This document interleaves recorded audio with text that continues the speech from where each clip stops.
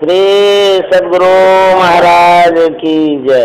श्री सद्गुरु महाराज की जय। श्री सद्गुरु महाराज की जय। नमामि अमृत ज्ञान रूपम कृपालम अगम बोधदाता सुबुद्धि निधि विशालम क्षमाशील यति धीर गंभीर ज्ञानम धर्मकील दृढ़ धीर समधीर ध्यानम जगत त्राणकारी अघारी उदारम भगत प्राण रूपम दया गुण्य पारम नमो सद्गुरु ज्ञान दाता सुस्वामी नमामि नमामि नमामि नमामि। श्री सद्गुरु महाराज की जय। अव्यक्त रूप में परमाराध्य सद्गुरु महाराज, उपस्थित सत्संग प्रेमी महान भाव माता एवं बहनों, अभी हम लोग रामचरितमानस सार सटीक से पाठ सुन रहे थे।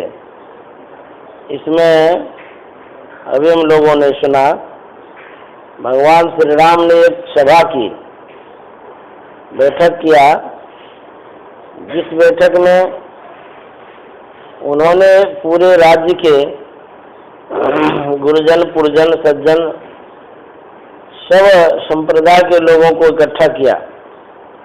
उनमें उनके गुरुजी भी थे, विशिष्ट जन भी थे, सर्वसाधारण जन भी थे।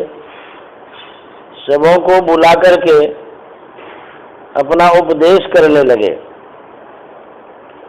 सुना जाता है कि दैहिक दैविक भौतिक तापा राम राज्य का नहीं व्यापा। कहते हैं कि जब भगवान श्री राम का राज्य था तो उस समय किसी को कोई तरह का कष्ट नहीं था, किसी तरह का दिक्कत नहीं था। तो मान लिया जाए जब किसी को कोई तरह का दिक्कत नहीं होता है, कोई तरह का अभाव नहीं होता है, तो वहाँ उपदेश और आदेश करने की आवश्यकता ही नहीं रहती। जब किसी को जरूरत होता है तब तो कोई कुछ बोलते हैं उसको कुछ कहने के लिए, सुनने के लिए। अगर जब किसी तरह का दुख नहीं था फिर भगवान श्री राम को उपदेश करने की आवश्यकता पड़ी। दैहिक दैविक भौतिक तापा राम राज्य काहू नहीं व्यापा।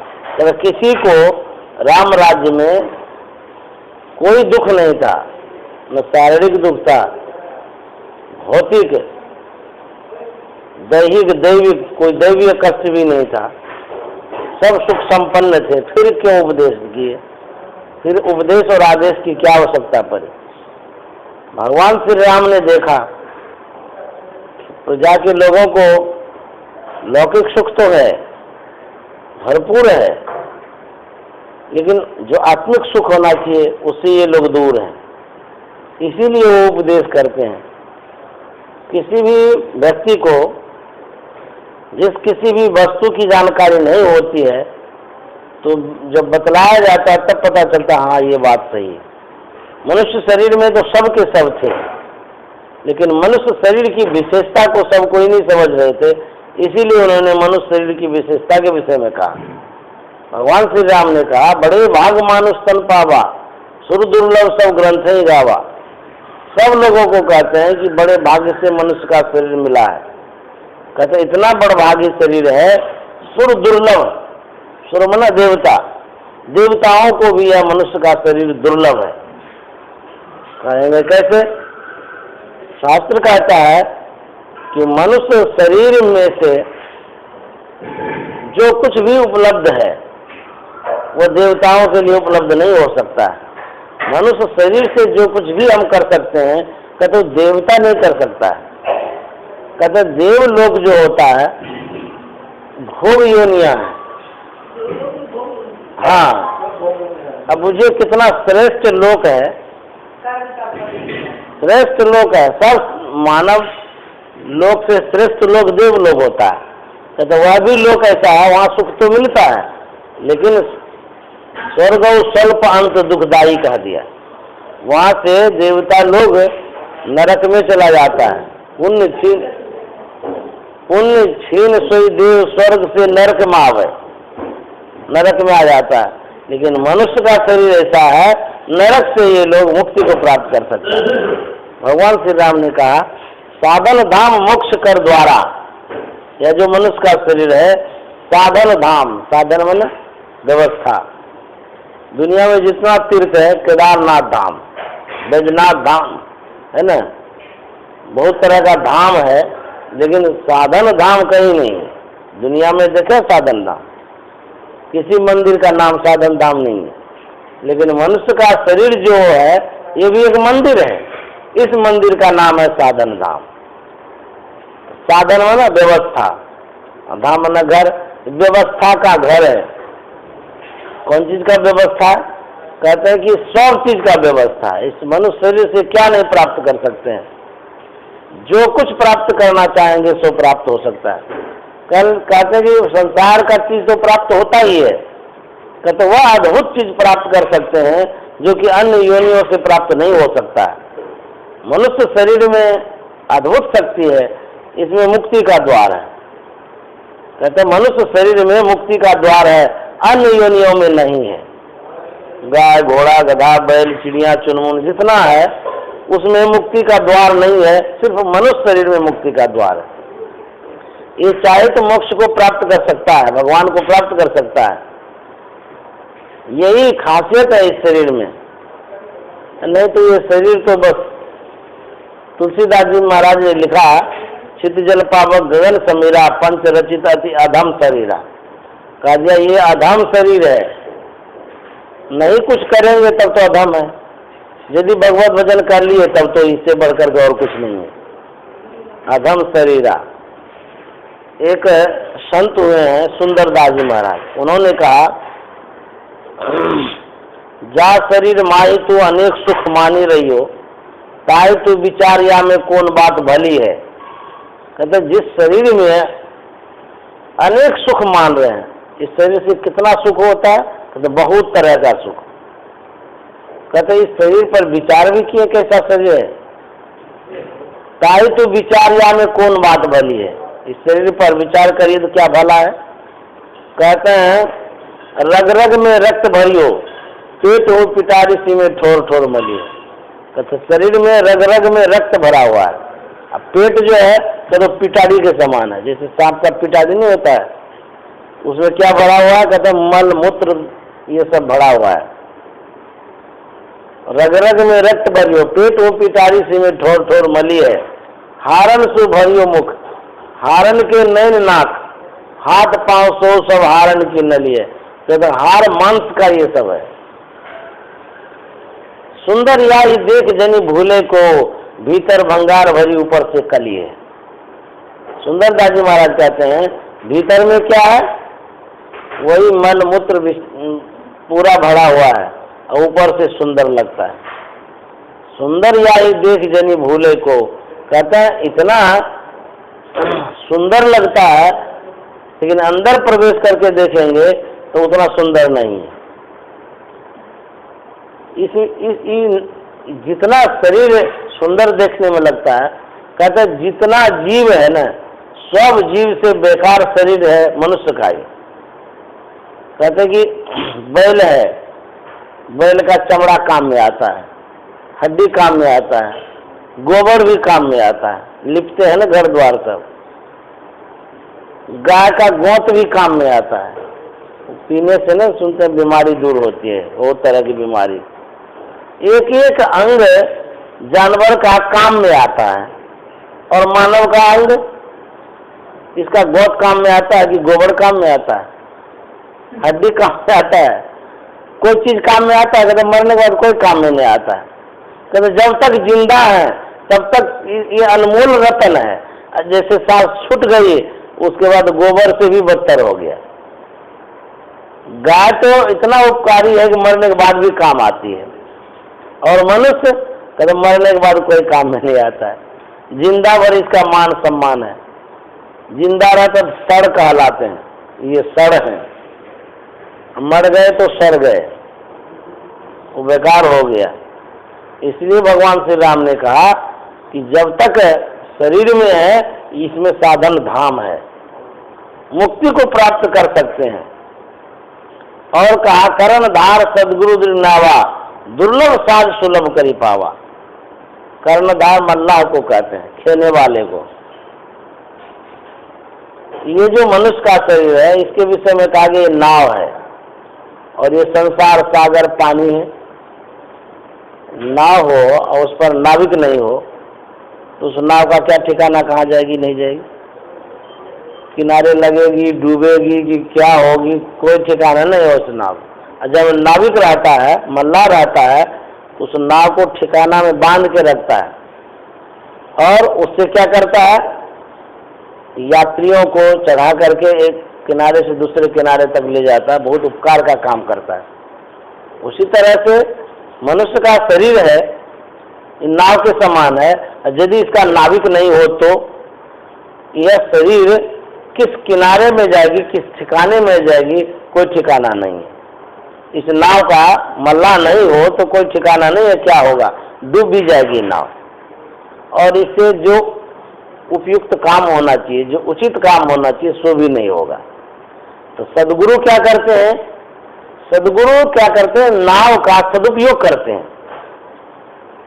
उस पर क्या करते हैं, मानव को ढोते हैं, उपकार का काम करते हैं। उसी तरह से मनुष्य का जो शरीर है, संत सदगुरु का जब ज्ञान मिलता है, इससे उचित काम होता है, उपयुक्त काम होता है, जो काम होना चाहिए। यदि नहीं मिला सदगुरु तो क्या काम होगा, कोई ठिकाना नहीं। वही कहते कर्णधार सदगुरु दृढ़नावा, संत सदगुरु जो है कर्णधार हैं। दुर्लभ साज सुलभ करी पावा, ये दुर्लभ साज है। साज मन जैसे हारमोनियम साज होता है, तबला साज होता है, बाजा गाजा साज होता है। साज रहता है तब ना वादक बजाता है तो मनोरंजन होता है। उसी तरह से मनुष्य का शरीर भी साज है। कैसा साज है, कहते दुर्लभ साज, सुलभ नहीं दुर्लभ साज सुलभ करी पावा, कहते सुलभता पूर्वक मिल गया है, आसानी से मिल गया। कैसे मिल गया है, कब हुक करी करुणा नर देही, देत ईस बिनु हेतु सने। कहते कभी करुणा के सागर ईश्वर ने दया करके हम लोग को मनुष्य का शरीर दिया। क्यों दया किया, दया इसलिए किया कि दीनहीन भाव में हम लोग भटक रहे थे। दया उसी पर किया जाता है जो दीन होता है, नहीं सब पर दया नहीं किया जाता।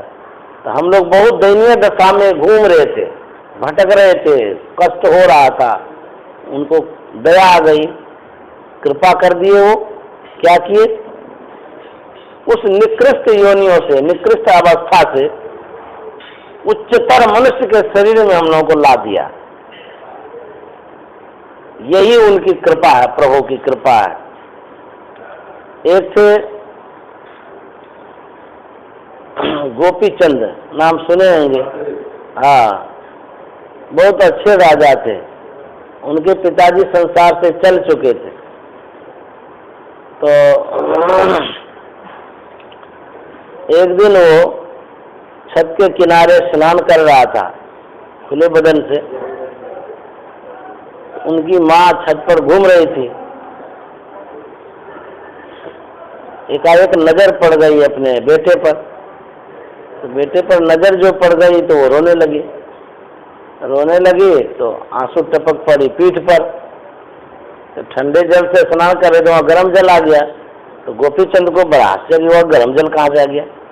इधर उधर नजर दौड़ाया तो कहीं कुछ नहीं दिखा। ऊपर ऐसे नजर किया, देखते हैं कि माँ रो रही है। तुरंत उसी अवस्था में दौड़ते हुए चले गए वहाँ माँ के पास।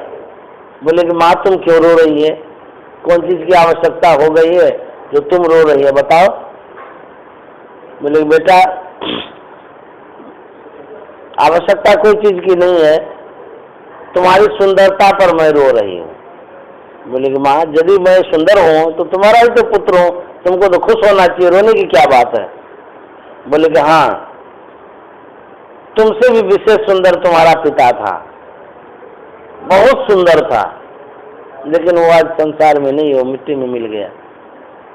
मुझे रोना इस बात की आ रही है, इसलिए आ रही है कि तुम्हारा जो इतना सुंदर शरीर है ये सुंदर शरीर एक दिन मिट्टी में मिल जाएगा, यही हमको दुख हो रहा है।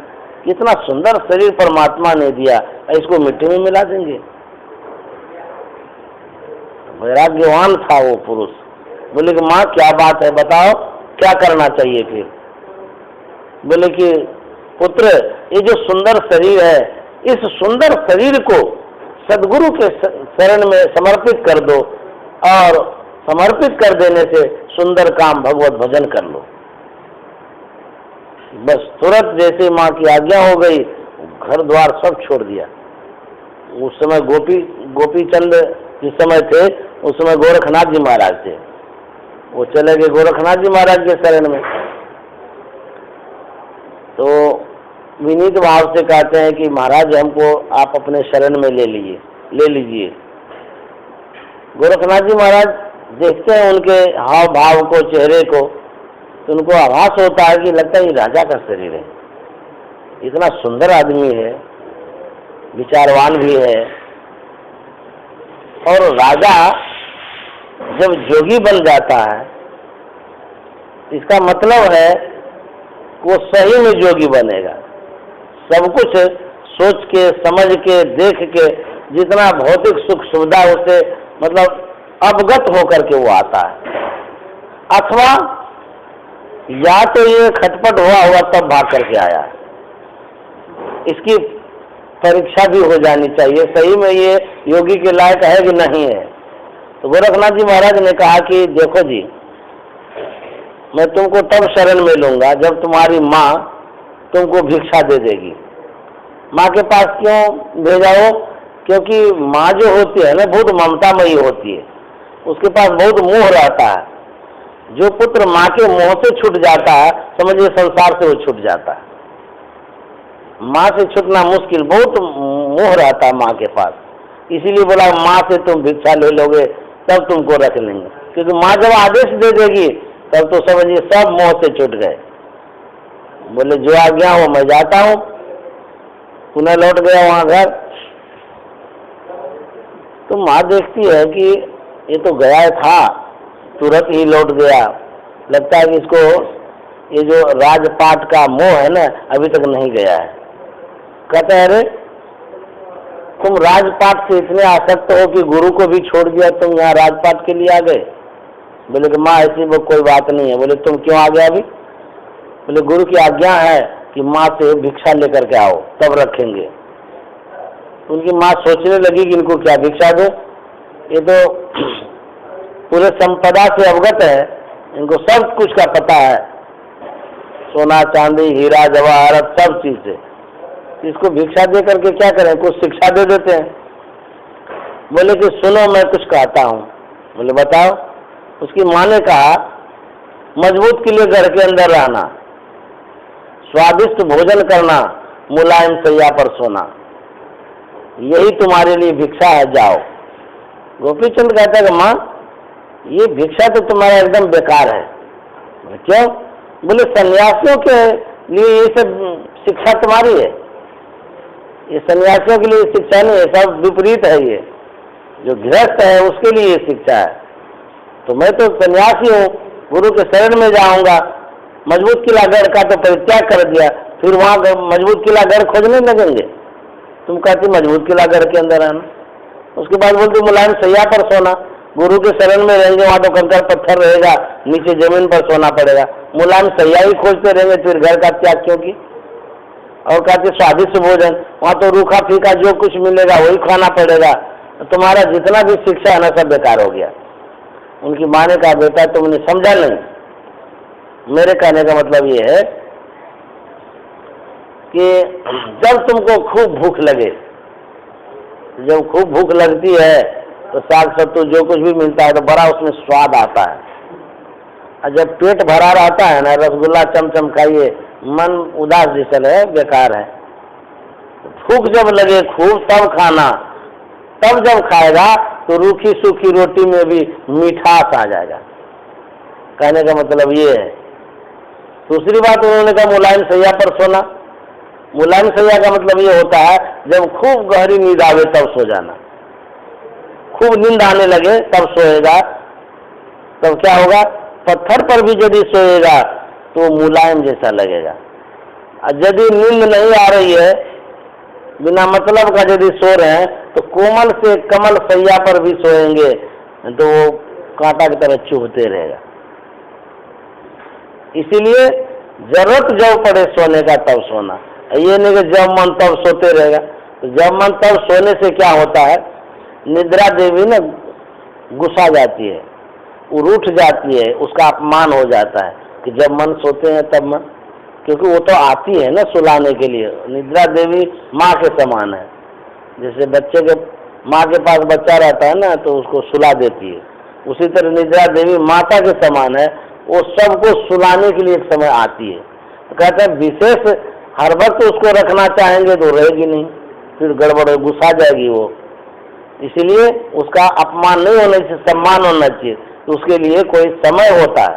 समय क्या होता है, तो गोपीचंद की माँ कहती है जब नींद खूब सताने लगे तब सोना। ये नहीं कि झट से सो गए खूब नींद आवे तब जब सोएगा तो कहीं भी सोएगा तुमको पता ही नहीं चलेगा कंकर पर सोए हैं कि कांटा पर सोए हैं। एक आदमी को हम देखे रेलवे के किनारे में पत्थर में फेंका रहता है, साधारण आदमी था, कोई भीख मांगने वगैरह वाला, एकदम कम्बल तान करके सोया हुआ है पत्थरे पर। उसको मुलायम का कोई पता ही नहीं चल रहा, मुलायम है कि खड़ा है। तो जब नींद आती है ना तब जाकर के सोने से कहीं भी आपको अच्छा लगेगा। और बोले मजबूत किला गढ़, उसकी माँ ने कहा कि बेटा दुनिया की जितनी किला है सभी किला पर आधिपत्य जमाया जा सकता है, सभी किला को ध्वस्त किया जा सकता है, लेकिन जो सत्संग का किला है, सत्संग गढ़ जो है, उसको ध्वस्त कोई नहीं कर सकता है। सत्संग गढ़ जो है, ये जो किला है, ये बहुत मजबूत किला है। तो गुरु महाराज ने कहा सत्संग गढ़ में बास हो, भव पास क्या करे। यदि सत्संग गढ़ में रहेंगे, ये जो किला है, इस किला पर कोई आधिपत्य नहीं जमा सकता है, इसको ध्वस्त कोई नहीं कर सकता है, बहुत मजबूत किला गढ़ है ये। तो सत्संग गढ़ है जो हम लोग सत्संग करते हैं, अर्थात संत सदगुरु के कहे अनुसार जो करते हैं, ये किला का काम करता है। ये भी सुरक्षा प्रदान करता है, पता नहीं चलता है घेरा है, लेकिन जब सत्संग करते हैं तो हम लोग घेरा के अंदर आ जाते हैं। गुरु की जो है ना कृपा होती है, जैसे लक्ष्मण रेखा नहीं होता है, लक्ष्मण रेखा जब लक्ष्मण ने दिया था, चिन्हित तो किया था, लेकिन अदृश्य चिन्ह था वो। यदि दृश्यमान चिन्ह रहता तो रावण को दिखता कि यहाँ चिन्ह है, रावण निधर क्यों घुस रहा था, इसलिए कि वो जो चिन्ह था ना वो दिख नहीं रहा था। कोई बॉर्डर रहता, कोई चिन्हित कर देता, ऐसा वैसा कुछ नहीं था। वो लक्ष्मण रेखा जो था एक शक्ति थी, उस शक्ति से घेराव कर दिया था। बॉर्डर वॉर्डर कहीं नहीं दिख रहा, वहां पर देखे होंगे रामायण तो पता चला होगा, वो एक शक्ति से घेर दिए थे। उसी तरह से ये जो मजबूत किला गढ़ है, ये गुरु की शक्ति होती है। जब सत्संग करते हैं उनकी कृपा बनी रहती है, कोई आफत उस समय नहीं आएगा। कोई तरह का होता है ना कि बहुत तरह का आफत आता है, दिक्कत आता है, वो सब कुछ नहीं होगा। सत्संग एक गढ़ के समान है, किला के समान है, कहते इसलिए बराबर सत्संग गढ़ में रहना चाहिए। ये सबसे बड़ा सत्संग गढ़ है। तो गोपीचंद की माँ ने जो उनको शिक्षा दिया कि मनुष्य का जो शरीर मिला है ये बार बार नहीं होता है, अब की पासा ना पड़े तो फिर 84 जाए। कहते हैं अब की पार यदि भगवत भजन नहीं किए तो कहते हैं फिर 84 लाख योनि में चले जाएंगे। कितना कष्ट होगा। मनुष्य शरीर के अतिरिक्त जरा सोच करके देखिए कि कितना कष्ट होता है। हम आप लोग विवेकशील प्राणी हैं तो व्यवस्थित जीवन जीते हैं, सुख सुविधा की जितनी सारी बातें होती है सबको इकट्ठा कर लेते हैं, बैंक में पैसा जमा कर लेते हैं, घर बना लेते हैं, तबीयत खराब होती है तो हॉस्पिटल बगल में बनवा देते हैं, वहाँ चले जाते हैं। इस शरीर के अतिरिक्त का जो शरीर है उस पर थोड़ा विचार करिए। तो मान लिया जाए गाय है, बैल है, घोड़ा है, गधा है, चिड़िया है, क्या उसके पेट में दर्द नहीं होता होगा? दर्द तो होता होगा, उसके लिए कोई मेडिकल है, कोई हॉस्पिटल है? पता नहीं चलता है पेट में दर्द है कि क्या है। आजकल जानवर का डॉक्टर हो गया, लेकिन अंदाज करता है कि इसको कुछ होता होगा, लेकिन जानवर व्यक्त नहीं कर सकता है कि हमारे पेट में दर्द है, भूख नहीं लगी है। चलिए, जानवर का व्यवस्था तो है। किसी भी जो चिड़िया जंगल में घूमती रहती है उसके लिए कोई हॉस्पिटल नहीं है, कोई दवाखाना नहीं है, कहीं भी नहीं है। और हम लोग शुद्ध पेयजल का प्रबंध करते हैं, लेकिन वो जो चिड़िया भटक रही है उसको जल भी नहीं मिलता। बूंद बूंद के लिए चिड़िया भटकती रहती है। जहाँ रेगिस्तान है, जहाँ जलाभाव है, वहाँ तो दिक्कत होता होगा उनको। तो कहते हैं ये अव्यवस्थित शरीर है। तो मनुष्य का जो शरीर है व्यवस्थित शरीर है। कहते हैं भगवान ने, परमात्मा ने क्यों व्यवस्थित शरीर दिया? बोला इसलिए व्यवस्थित शरीर दिया है कि भगवत भजन करेंगे, प्रभु को याद करेंगे, इसलिए व्यवस्थित कर दिए हैं। यदि व्यवस्थित शरीर नहीं रहेगा तो हम भगवत भजन नहीं कर पाएंगे। जो अव्यवस्थित अवस्था में कोई भी मानव है उनसे भजन नहीं होता है। मान लिया जाए किसी को खाने के लिए नहीं मिल रहा है, क्या वो भजन कर सकेगा? बेचारे का तो पेट भरना मुश्किल हो रहा है, तो भजन कहाँ से याद आएगा? तो पहले तो वो खाने का प्रबंध करेगा। उसी तरह वो व्यवस्थित शरीर से भजन नहीं होता है, व्यवस्थित शरीर से भजन होता है। यदि अनुकूलता है सब तरह की तो समझिए प्रभु की कृपा है। यदि प्रभु की कृपा है तो समझिए उनका उपकार है। उपकार है तो क्या करना चाहिए? हम लोगों को कृतज्ञ होना चाहिए, परोपकार करना चाहिए, उनको याद करना चाहिए। ये प्रभु की कृपा है। मान लीजिए सिर में दर्द हो जाएगा तो भजन करेंगे? नहीं होता है भजन। कान में दर्द होगा तो तब भी भजन नहीं होगा। आंख में दर्द हो जाएगा तो तब भी भजन नहीं करेंगे। नाक में दर्द हो गया तो भजन नहीं होगा। दांत में दर्द हो गया तब भी भजन नहीं होगा। कहीं फुंसी खूब चाक रहा है तब भी भजन नहीं होगा। एक छोटा दर्द हम बर्दाश्त नहीं कर पाते हैं, उस समय भगवान को याद नहीं कर पाते हैं, करते भी नहीं है। गुस्सा भी होता होगा, हमको दर्द दे दिया तो हम क्यों याद करेंगे? नहीं करते हैं। और जब अनुकूल शरीर रहता है तो कहते हैं जब दर्द होता है, कष्ट में परमात्मा को आप याद नहीं कर पाते हैं चाह के भी। और जब कष्ट नहीं है, अनुकूल शरीर है, उस परमात्मा को आप भूल गए हैं, तब क्या होगा? कष्ट में उसको याद ही नहीं करते हैं, और जब अनुकूलता है, सब सुख संपन्न है तो उसको भूले हुए हैं, तो भजन कब करेंगे? अनुकूलता में भूल गए, अब प्रतिकूलता में याद भी नहीं करते हैं, तो भजन कब करेंगे? तो कहते जब भजन ही नहीं करेंगे तो कहता आगे समझ पड़ेगा भाई। अभी तो कुछ नहीं पता चलेगा, कहता आगे समझ पड़ेगा भाई। आगे मतलब उस समय, उस अवस्था में आपको एहसास होगा, जिस अवस्था में आपका जो शारीरिक बल है ना समाप्त हो जाएगा। जब शरीर में बल नहीं रहेगा, शक्तिहीन हो जाएंगे, कान से सुन नहीं पाएंगे, आंख से देख नहीं पाएंगे, भोजन करेंगे तो पच नहीं सकेगा, और चलना फिरना भी मुश्किल हो जाएगा, खाट पर पड़े रहेंगे। तो जब शरीर में बल नहीं रहता है, तब उस समय परमात्मा को याद करते हैं कि अब क्या होगा। उस समय तो ना भजन होगा ना कुछ होगा। तो कहते हैं जब शरीर में बल है, आप सब चीज से संपन्न हैं, तो परमात्मा को भूल गए, उस सर्वशक्तिमान को भूल गए।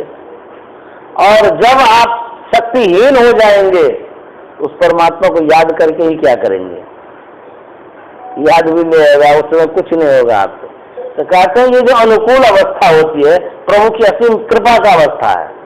तो इसी अनुकूल अवस्था में उस प्रभु को याद करना चाहिए। इसीलिए मनुष्य का ये शरीर है। और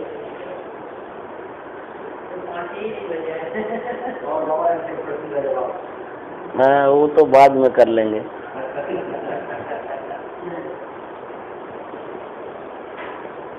हम लोगों को गुरु महाराज ने यही शिक्षा दी है कि जो ईश्वर हैं वो सर्वव्यापक हैं, सबसे बड़े हैं और सर्वशक्तिमान हैं। उस ईश्वर को खोजने के लिए कहीं जाने की आवश्यकता नहीं है, अपने अंदर में वो ईश्वर है। और उस ईश्वर को खोजने की जो युक्ति है सो भी बतला ही दिए हैं, उसी युक्ति से उस परमात्मा को प्राप्त करेंगे। कहते हैं बहुत शास्त्र कथा कंठारो मंत्रेन वृथेव की मन वेष्टव्यम प्रयत्न मारुते ज्योतिरांतरम। शास्त्र में बहुत सी कथाएं हैं, कहते उसको मथने से क्या फल, सीधा सीधी अंतर की ज्योति की खोज करो। भगवान श्री राम कहते हैं अंतर की ज्योति की खोज करना। यदि सदगुरु बतला दिए हैं तो उन्हीं के रास्ते पर चलना है, उसी रास्ते पर चल करके मुक्ति प्राप्त करेंगे। जहाँ तक भगवान श्री राम की बात है, वो मुक्त थे कि नहीं थे, अब उस समय की बात है, क्या थे नहीं थे हमको भी उतना पता नहीं है। भगवान थे बस हो गया। तो मुक्ति मिली कि नहीं मिली सो तो अब कोई और उत्तर देंगे। हम कह देंगे वो मुक्त थे तो कहीं कहीं कह सकते हैं कि कैसे मुक्त थे, लेकिन उनकी जो वाणी है, भगवान श्री राम कहते हैं अंतर की ज्योति की खोज करो हनुमान से। तो जब कह रहे हैं तो इसका मतलब उसको पता है, तो जब पता है तो जरूर ध्यान किए होंगे, जब ध्यान किए होंगे तो जरूर उनको मुक्ति मिली होगी।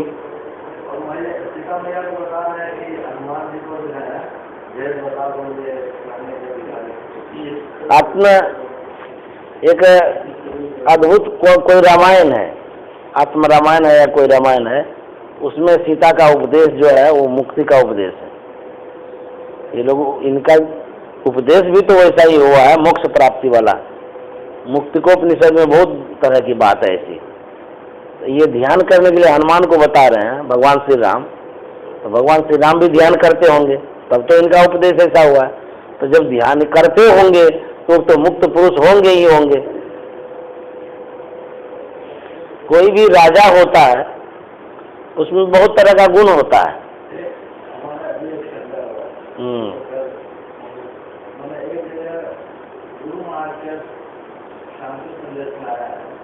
हाँ भगवान राम कार्य से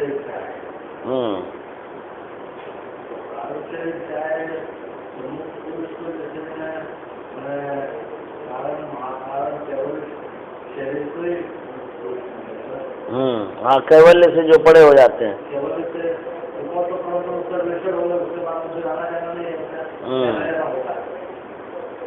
उसमें गुरु महाराज कहे हैं कि जो मोक्ष को प्राप्त कर चुके हैं अब वो परमात्मा में मिल गए, तो परमात्मा की कहते हैं मौज होती है, इच्छा होती है, उनकी अपनी इच्छा है, स्वतंत्र इच्छा है, जबकि इच्छा से सब परे होते हैं वो लोग, और उनकी और कोई इच्छा होती है, मौज होती है, तो वो अपनी रचना करते हैं। तो रचना करते हैं तो सृष्टि में आकर के सुख दुख जो भी होता है सहयोग करते हैं, अपना सगुण शरीर धारण कर लेते हैं भक्तों का उद्धार करने के लिए। उनकी इच्छा है, कहते वो स्वतंत्र सत्ता है, उसमें हम तर्क नहीं कर सकते हैं वो क्यों आते हैं, जब मुक्त हो गए तो फिर आने की क्या आवश्यकता है।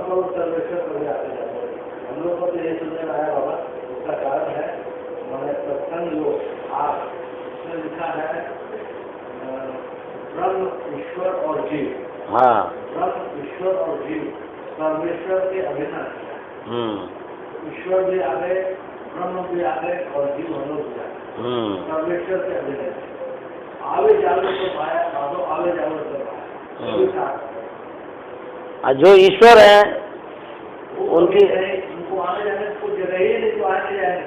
हाँ, लेकिन जो सृष्टि की रचना होती है उस रचना में तो वो आते ही हैं।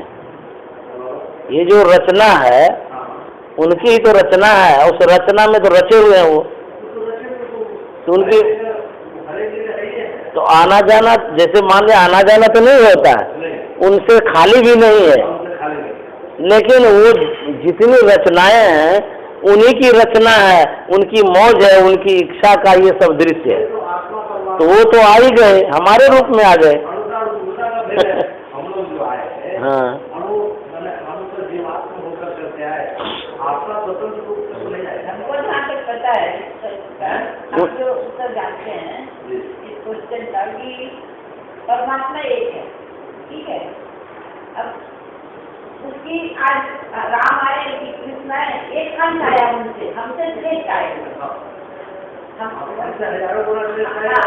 इसलिए हम उनको भगवान बना दिए, उनकी हम पूजा कर रहे हैं।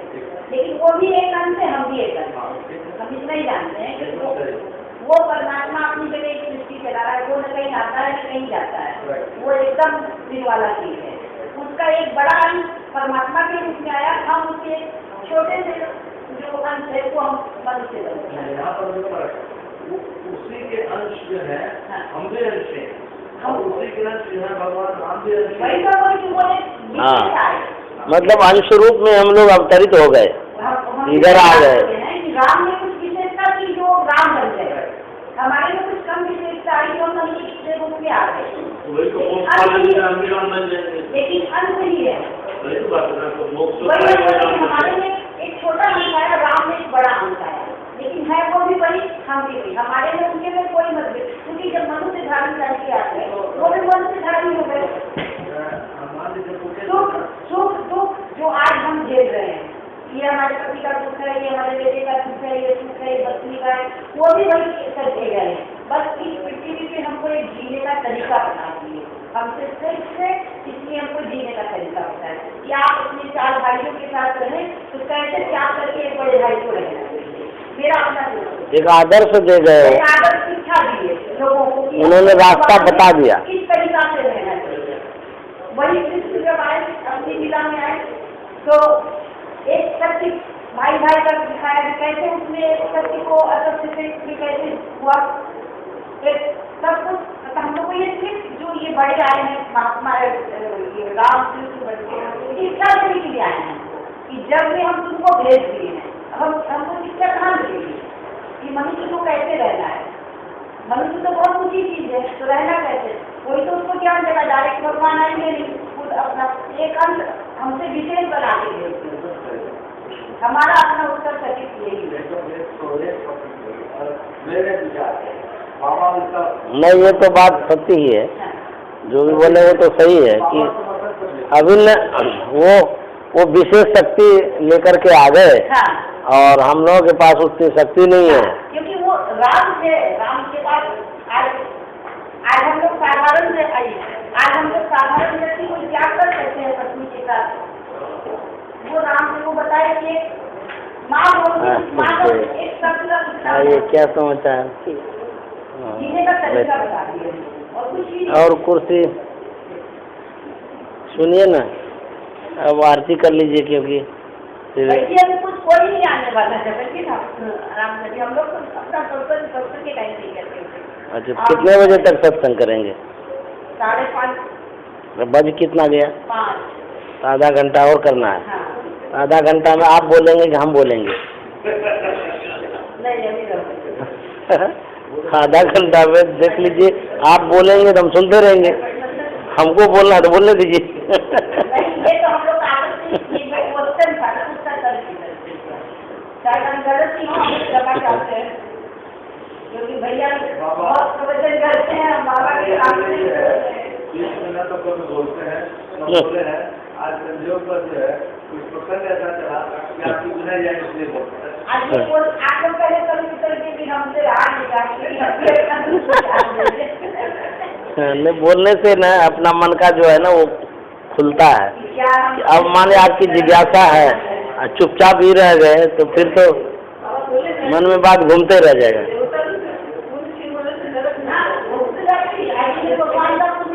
ये सदगुरु महाराज की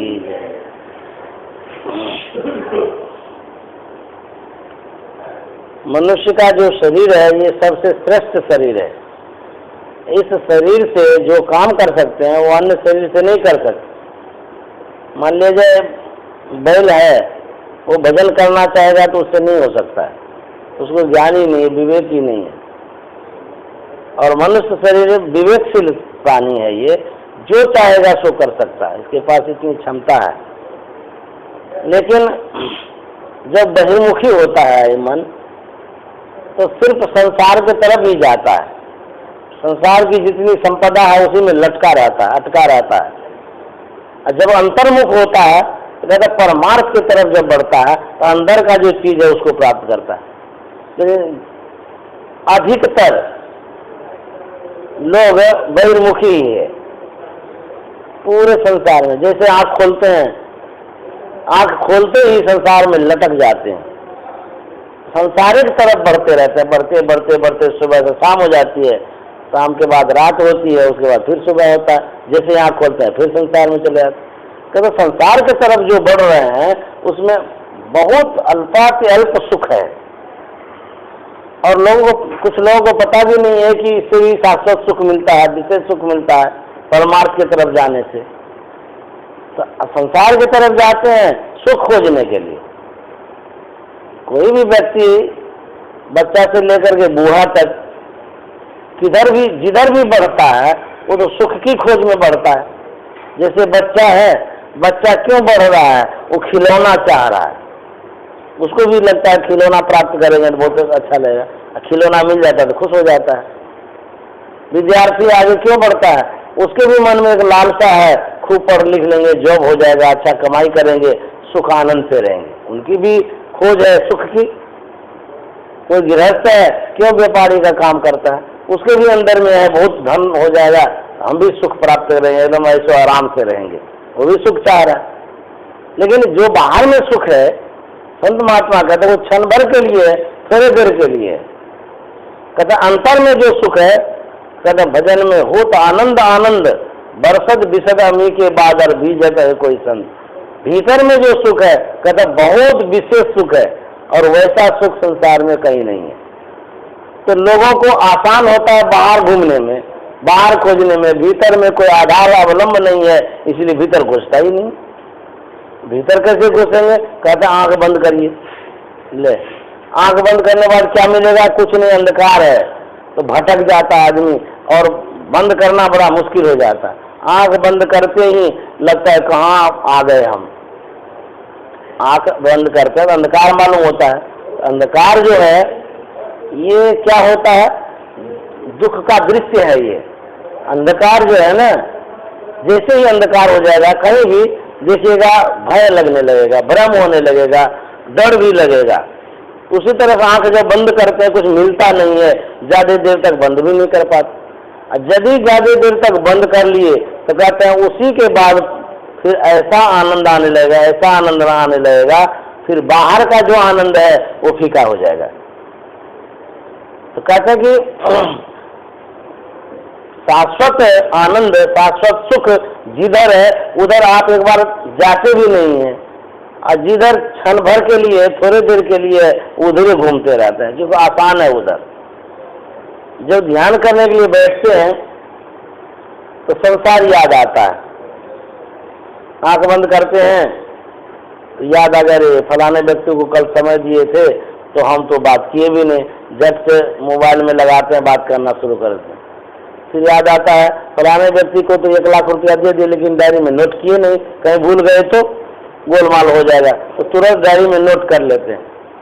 तो जब आंख बंद करते हैं तो मन बाहर हो जाता है, भाग जाता है संसार की तरफ। तो कहते हैं संसार की तरफ जो जाता है क्षण भर के सुख के लिए जाता है, विशेष सुख नहीं मिलता है। उसी थोड़े से सुख के लिए क्या करते हैं? चलते चलते चलते बालपन से युवापन में जाते हैं, युवापन से वृद्धापन में जाते हैं, वृद्धापन में भी वो लालसा लगी ही रहती है, और उसके बाद क्या होता है? शरीर छूट जाता है।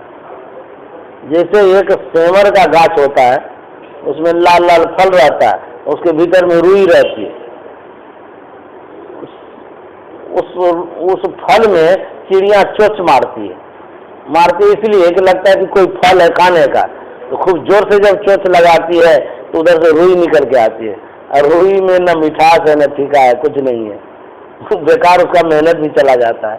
कहते उसी तरह से जब संसार को देखते हैं लगता है कि इसमें बहुत मिठास होगा, कोई फल है, तो जैसे उसको पकड़ते हैं, अब पकड़ करके खाना चाहते हैं तो देखते कुछ भी नहीं है। तो कहते जो विषया संतंत जी मूढ़ता लपटात, जो नर डारत भमन करी स्वान स्वाद सौ खात।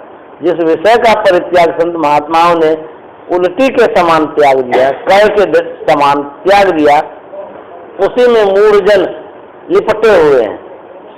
लगता है कि इसमें सुख विशेष है, लेकिन वहाँ नहीं है। एक बार हुजूर गए थे दिल्ली, तो वहाँ एक खरबपति आए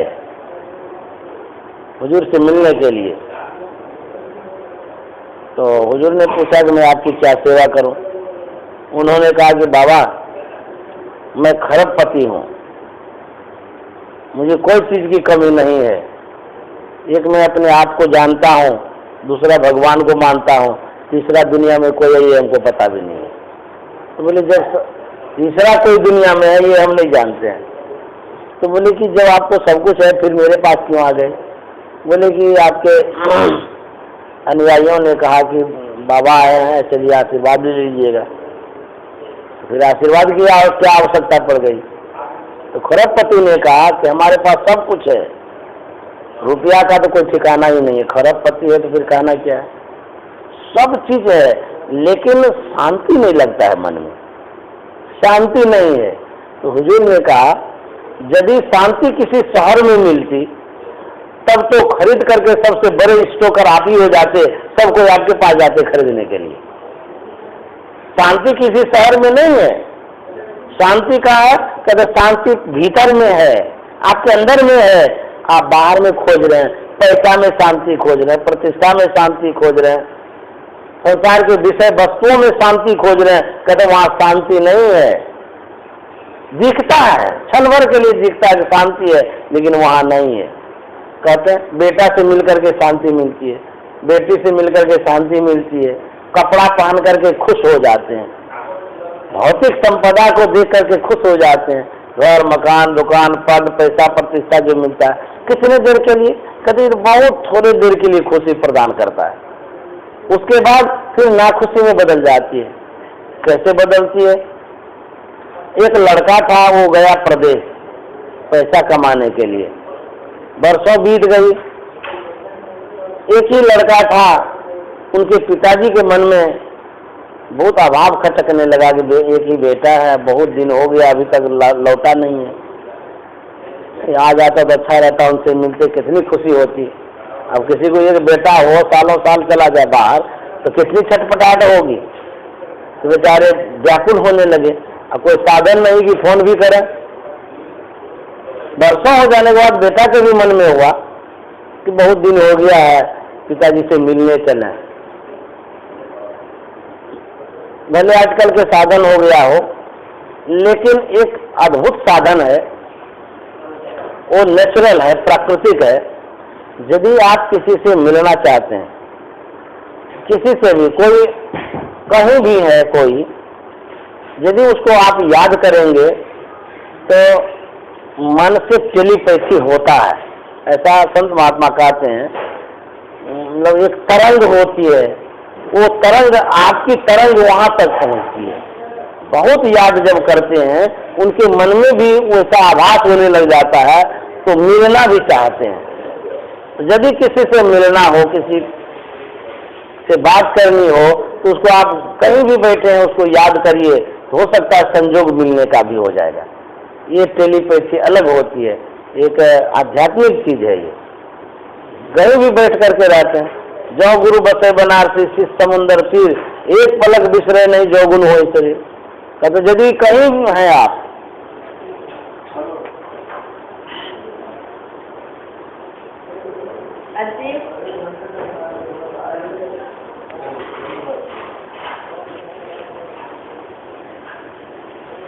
ये याद करने से ऐसा होता है। किसी को याद करते हैं तो उसके मन में भी पहुंचती है वो बातें। जिस तरह की भावना आपके अंदर में है, भावना में ना टकराव होता है, जैसा याद करेंगे वैसा हो। तो ये आदमी याद कर रहा था अपने लड़के को, तो लड़के के भी मन में हुआ कि बहुत दिन हो गया, पिताजी से मिलने के लिए जाना चाहिए। बरसों बाद घर लौटा, पिताजी तो बेसब्री से इंतजार कर रहा था। तो जैसे ही प्रांगण में प्रवेश करता हो लड़का, पुत्र को देख करके तो एकदम भाव विह्वल हो गया। लगा कि कौन अद्भुत संपत्ति आ गई। दौड़ते हुए गया, पुत्र के गले से मिल लिया, खूब जोर से पकड़ लिया। पुत्र भी अपने पिता को खूब जोर से गले से पकड़ लिया, खूब जोर से पकड़ा। तो पिता कहने लगे, बेटा तुमसे मिलकर के हमको कितनी शांति मिल रही है, हम कह नहीं सकते हैं। बरसों बाद तुम आया, हमको कितना अच्छा लग रहा है, हम व्यक्त नहीं कर पाते हैं। इतना दिन हो गया, तुमको और पहले आना चाहिए, हम कितने व्याकुल थे तुमसे मिलने के लिए। तो पुत्र कहता, पिताजी आपसे मिलकर के हमको भी बहुत अच्छा लग रहा है। तो दोनों को दोनों मिल रहे हैं। पिता पुत्र का गला पकड़ा है, पुत्र पिता का गला पकड़ करके मिल रहा है। मिलते मिलते मिलते थोड़ी देर हो गया तो पिता कहता कि पुत्र अब हो गया ना, चलो चाय पानी करो। पुत्र कहता नहीं नहीं और हम मिलेंगे। तो सोचे चलो कोई बात नहीं, थोड़ा मिलना है तो मिल लेते। 5 मिनट और रह गया गला पकड़ा हुआ। तो पिता कहता अब हो गया ना, चलो ना। तो पुत्र कहता नहीं नहीं, आपको इतनी शांति मिल रही है, सुख मिल रहा है, मिल करके खुशी हो रही है, हम खुशी में व्यवधान क्यों पैदा करेंगे। तो पिता हंस गया चक्कर में। बोला ये क्या बात हो गई, छोड़ना क्यों नहीं चाहता। बोला और मिलेंगे। तो सोचा चलो ठीक है और मिल लेते हैं। और मिल लिया। तो कितना देर मिलेंगे भाई, आधा घंटा हो गया। तो पिता कहता नहीं नहीं अब छोड़ो ना, हो गया ना। बोले ना छोड़ेंगे क्यों, आप हमसे मिलने के लिए बेसब्री से इंतजार कर रहे थे बरसों से, आपको खुशी मिल रही है तो हम तो आपको खुशी देना चाहते हैं, एकदम मिलते ही रहेंगे। बोले अरे कितना मिलेगा जी। बोले कितना मिलेंगे, एकदम खुशी आपको हम देते ही रहेंगे जितना दिन मिलना पड़े। बोले हे राम, छोड़ा पागल हो गया। अब बुझिए जिस पुत्र से मिलकर के इतनी प्रसन्नता हो रही थी, अब थोड़ी देर के लिए प्रसन्नता हो रही थी, अब ज्यादा पुत्र मिलना चाह रहा है, अब उसी प्रसन्नता में खिन्नता हो रही है। अब बुझिए वो मिलने में खुशी मिल तो रही थी, लेकिन उसी खुशी में नाखुशी कैसे हो रही है। कहते ज्यादा देर तक संसार का मिलन जो होता है ना, उसमें नाखुशी हो जाती है, विशेष खुशी नहीं मिलती है। फिर तो थोड़ा थोड़ा मिलना अच्छा होता है।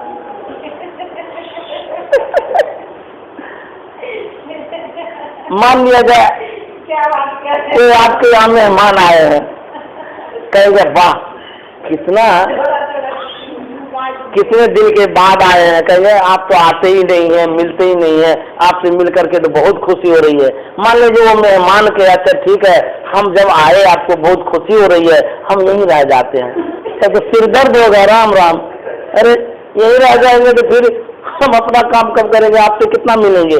मिलने में भी समय नहीं मिलेगा। मेहमान को कहेगा आप बैठिए ना, थोड़ा जरूरी काम है, उधर से आ जाते हैं 2 मिनट करके। अब मेहमान को छोड़ दिया यहाँ पर, अपना मेहमानी करते रहो, अपना काम करने चला गया। रहने के बाद तो ये 2 दिन के 1 दिन के 4 दिन का है तो वो भी खराब लगेगा। और 6 महीने से आते हैं, 2 महीने से। हाँ, जिन जो कहता है ना कि नहीं कहता आप आते ही नहीं है, उनको कह जाते ठीक है हम आपके यहाँ आते ही रहेंगे, हर वक्त यहीं रहेंगे। तो देखिए तो बर्दाश्त होगा, अच्छा ही नहीं लगेगा। तो कहता थोड़ा थोड़ा जब मिलते हैं तब अच्छा लगता है, खूब बढ़िया से चाय पानी कराते हैं, खूब बढ़िया से मेहमानी होता है, स्वागत होता है। और कहीं उस स्वागत में आप रह गए, आंखों में ही रह गए तो सोचेगा जल्दी चला जाए तो अच्छा है, क्योंकि हमको काम करने भी तो जाना है। वही तो संसार का थोड़ा मिलना अच्छा होता है, ज्यादा मिलेंगे तो फिर उसमें गड़बड़ी हो जाएगी। तो संसार में थोड़ा सुख मिलता है। कहते जब परमात्मा से मिलेंगे तो कहते परमात्मा से मिलेंगे दिन दिन बढ़त सदाई। कहते हैं उसमें इतनी खुशी बढ़ती है, दिनों दिन क्षण क्षण, मतलब कहते क्षण क्षण गहराई बढ़ती चली जाती है, प्रेम बढ़ता चला जाता है और मिलने की और उत्कंठा बढ़ती चली जाती है। जितना देर वहां रहेंगे और मिलने की इच्छा होगी। अब संसार में क्या है, मान लीजिए आपका परिवार है, बेटा है, पति है, सब है, आपके पास घेर करके बैठ गया तो थोड़ी देर के लिए तो बहुत खुशी हो रही है। मान लीजिए 24 घंटा बैठे रहे तो आप भी उगता जाए, अब चलिए ना दूसरा काम करिए, कितना गप करिएगा, गप करते करते भी हार जाइएगा। कहते ना आप तो फोन भी नहीं करते हैं, और जब फोन करना शुरू करेंगे तो फालतू है, बात करते ही रहता है। अरे कभी तो कहते हैं फोन भी नहीं करते हैं, और जब फोन करते हैं तो कहते हैं कि अब फोन मत करिए या काट देते हैं, कहेगा टावर चला गया था। ऐसा भी होता है। थोड़ा थोड़ा जब फोन करते हैं तब अच्छा लगता है, और जब 24